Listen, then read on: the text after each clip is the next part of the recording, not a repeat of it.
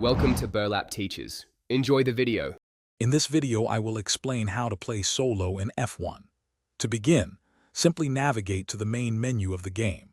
From there, you'll find several distinct solo modes to choose from. You can jump into F1 World for various challenges, or select Grand Prix for a quick, customizable race. For a deeper experience, Career Mode offers a multi-season journey, and Time Trial is perfect for honing your skills and setting personal bests. Once in the solo section, you have several excellent choices. Career Mode offers a deep, multi-season journey where you develop your driver and team. For a quicker race fix, Grand Prix lets you set up a single race or a full weekend with your preferred track and car. If you want to perfect your driving, Time Trial is ideal for shaving off precious tenths of a second from your lap times. F1 World also provides unique solo challenges. To truly enjoy your solo experience, personalize your race settings.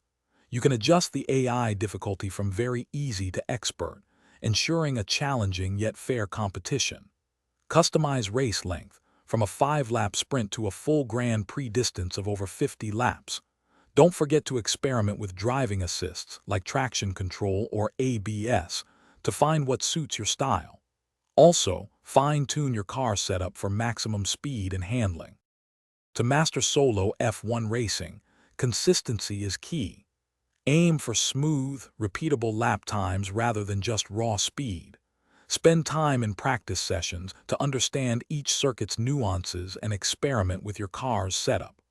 Watching your replays is incredibly valuable. It helps you identify areas for improvement, such as braking points or cornering lines. Practicing qualifying laps will also give you a significant advantage by securing a strong grid position. Thanks for watching. Consider subscribing if this video helped you.